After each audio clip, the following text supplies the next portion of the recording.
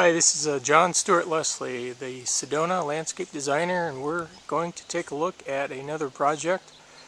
Here we are in the chapel area of Sedona.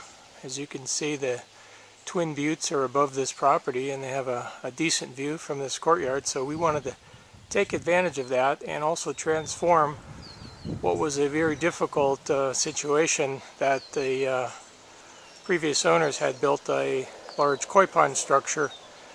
And we're going to transform the whole thing and make it into a more usable, low maintenance and peaceful environment. So let's walk in and take a look at the courtyard. This is the finished product that we are going to be seeing. Just walk in through the gates here.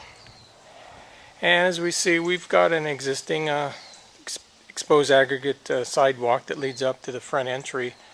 What we were dealing with was a lot of overgrown vegetation over against this wall here, and in this area, what is now a paver sitting area, paver patio, was a small pond and so forth, and really not much going on over here. We also had to deal with the existing drainage, as you can see, with this river rock swale, and that was very important to this property because it comes from the backyard. So this is basically the courtyard. A rather small space in terms of landscape designing, but small spaces can be very difficult sometimes, and you can do a lot of fun things. So now we're looking at the larger area of the courtyard, which contains our focal point, which is a small pondless water feature.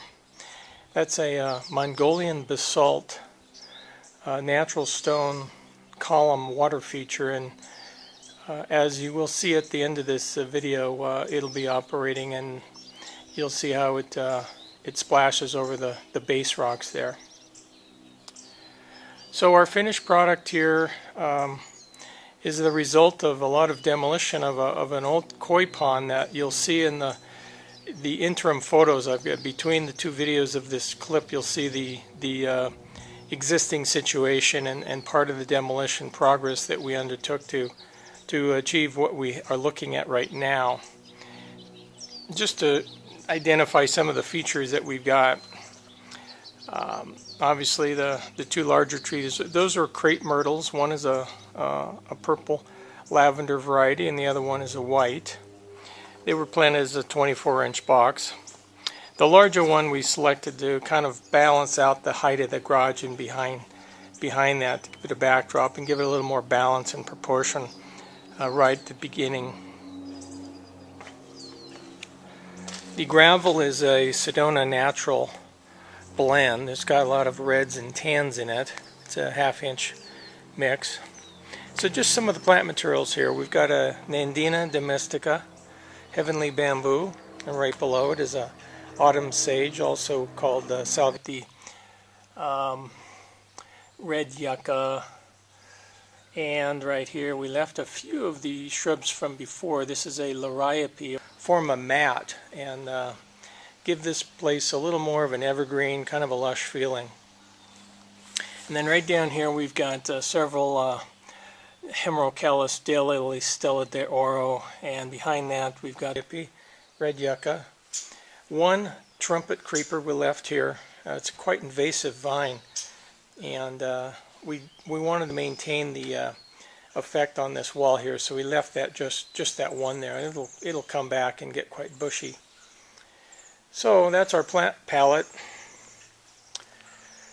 And just as a minute after we see the interim before pictures, which are a series of photographs, we'll turn the fountain on. We'll show you what that looks like, and that's the preview here. That's a little mini tour of this courtyard we just finished transforming for the homeowners, and look forward to having them enjoy it and go on to our new project.